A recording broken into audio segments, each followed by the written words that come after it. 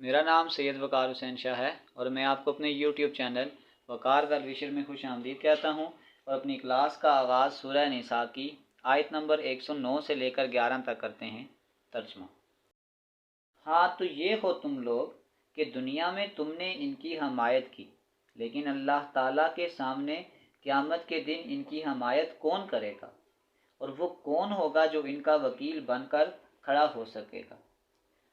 जो शख्स कोई बुराई करे या अपनी जान पर जुल्म करे फिर अल्लाह से इस्तग़फ़ार करे तो अल्लाह को बख्शने वाला और मेहरबानी करने वाला पाएगा, और जो गुनाह करता है उसका बोझ उस पर है और अल्लाह बखूबी जानने वाला है और पूरी हिकमत वाला है। सदक़ल्लाहुल अज़ीम। प्यारे बच्चों, आज की क्लास में एक्सरसाइज 9.2 क्वेश्चन नंबर 6 के पार्ट बी और सी को सॉल्व करेंगे।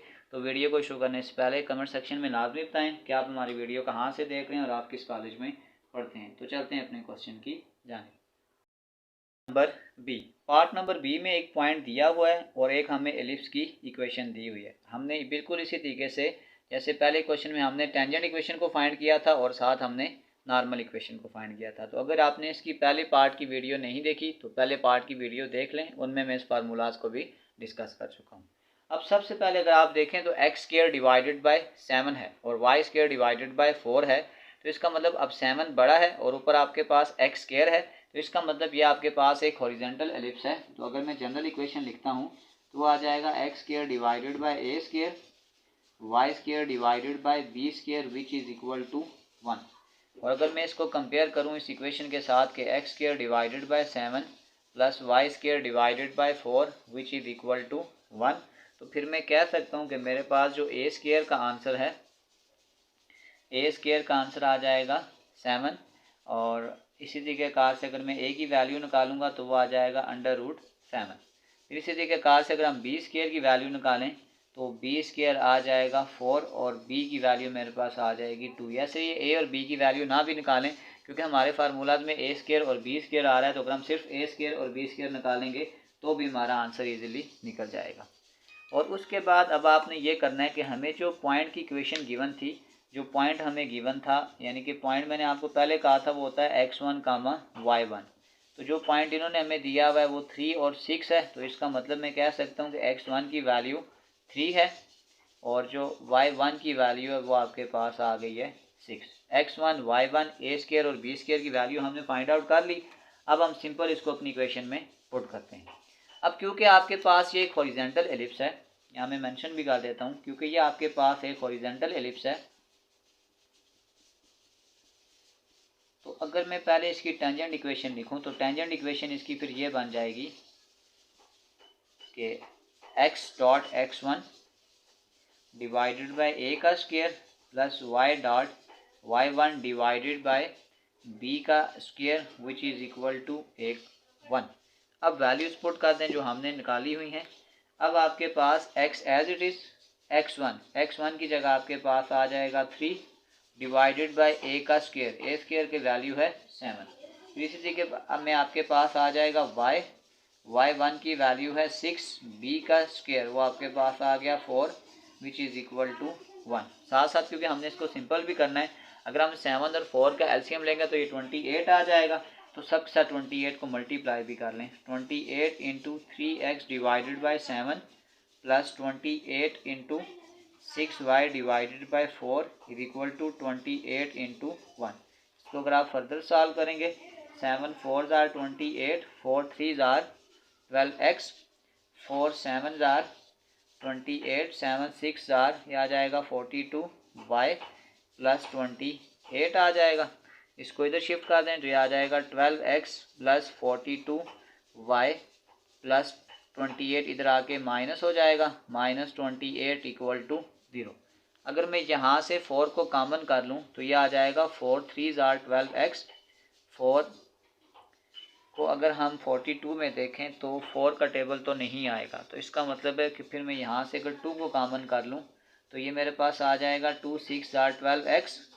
42 है तो ये आपके पास आ जाएगा 21y और ये आपके पास आएगा 14 इक्वल टू 0। तो मैं इसको लिख सकता हूँ 6x plus 21y minus 14 is equal to 0। तो ये आपके पास आ गई है रिक्वायर्ड टेंजेंट लाइन या टेंजेंट की जो इक्वेशन है, ये इसका फाइनल आंसर है।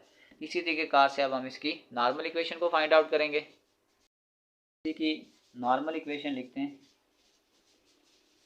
तो मेरे पास थोड़ी जगह कम है तो मैं इस ए स्क्वायर को ऊपर लिख लूँगा, तो ये आ जाएगा a square into x minus x1 divided by x1 which is equal to b square into y minus y1 divided by y1। Data put कर दें जो हमने निकाला हुआ है। ए स्क्वायर का आंसर आपके पास 7 है, x minus x1 3 divided by 3 आ जाएगा। बी का स्क्वायर वो आपके पास 4 था, y माइनस y1 आ जाएगा 6 डिवाइडेड बाय 6 आ जाएगा। तो अगर मैं इसको यहाँ पे सिंपल कर लूँ तो ये आ जाएगा 2 और ये आ जाएगा 3 भी कर लें, ये आ जाएगा 7x 7 3 आर 21 डिवाइडेड बाय 3। इसको भी मल्टीप्लाई कर दें, ये आ जाएगा 2y 2 6 आर 12 डिवाइडेड बाय 3। इस 3 को ख़त्म करने के लिए आप दोनों तरफ मल्टीप्लाई 3 कर लें। तो एक स्टेप में शॉर्ट कर रहा हूँ, तो इसको अगर आप फर्दर सॉल्व करेंगे तो ये आपके पास आ जाएगा 7x minus 21 which is equal to 2y minus 12।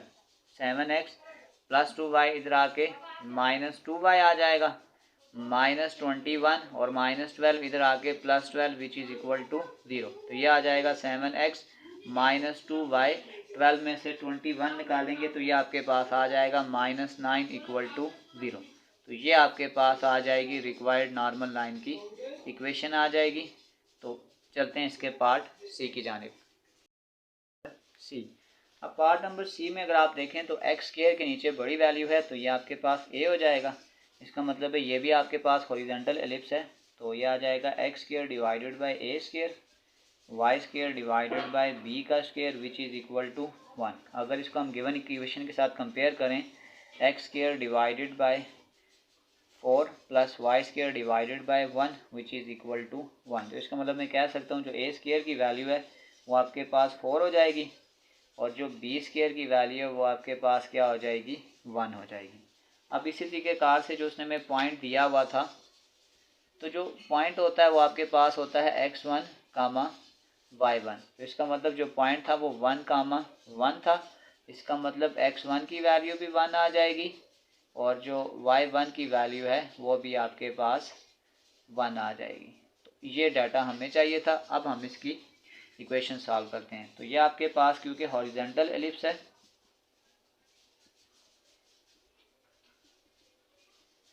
अब हॉरिजॉन्टल एलिप्स की जो टेंजेंट लाइन की इक्वेशन होती है पहले वो लिखते हैं। जो टेंजेंट लाइन होती है वो आपके पास होती है x dot x1 divided by a square plus y dot y1 divided by b का square which is equal to 1। Data put कर दें x डॉट x1। अब x1 आपके पास आ जाएगा 1 डिवाइडेड बाई a का स्क्वायर यानी कि 4। ये a स्क्वायर है और ये आपके पास b का स्क्वायर है, प्लस y डॉट y1 वो भी आपके पास 1 है डिवाइडेड बाई बी स्क्वायर आपके पास 1 विच इज़ इक्वल टू 1। अब एलसीएम आपके पास 4 है, 4 को सबके साथ मल्टीप्लाई भी कर दें, x by 4 plus 4 into y by 1 is equal to 4 dot 1। इसको फर्दर सॉल्व करें तो ये आपके पास कैंसिल हो जाएगा, ये आपके पास आ जाएगा x plus 4y which is equal to 4। इसको इधर शिफ्ट कर दें, x plus 4y minus 4 equal to 0। तो ये आपके पास आ गई है रिक्वायर्ड टेंजेंट लाइन की जो इक्वेशन होगी।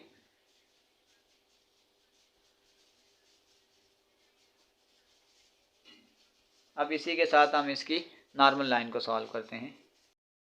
नॉर्मल लाइन,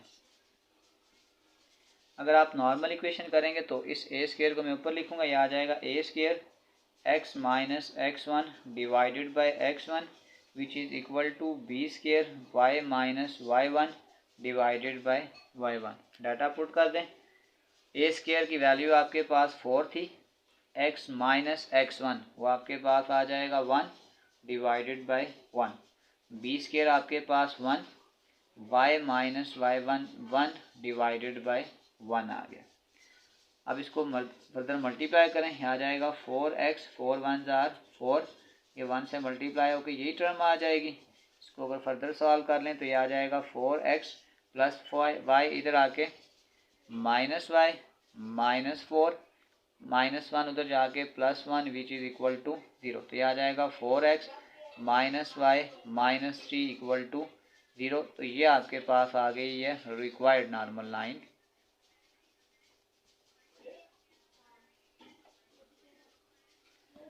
इसी के साथ क्वेश्चन नंबर 6 कंप्लीट सॉल्व हो चुका है। आखिर में मैं एक प्ले लिस्ट लगा दूंगा, उस प्ले लिस्ट में जाकर आप किसी भी वीडियो को विजिट करना चाहें तो आसानी से विजिट कर सकते हैं। आखिर में एक छोटा सा मैसेज अपने देखने और सुनने वालों के लिए। हज़रत अली रज़ी ताला अन्हा फरमाते हैं, जब कभी किसी ज़रूरतमंद की आवाज़ तुम्हारे कानों तक पहुँचे तो अल्लाह ताला का शुक्र अदा किया करो, क्योंकि अल्लाह ने अपने बंदे की मदद के लिए तुम्हें पसंद किया है, वरना वो अकेला ही ये सब काम बहुत बेहतर तरीके से कर रहा है। प्यारे बच्चों, अपना बहुत सारा ख्याल रखें। मिलते हैं अगली वीडियो में, तब तक के लिए अल्लाह हाफिज़।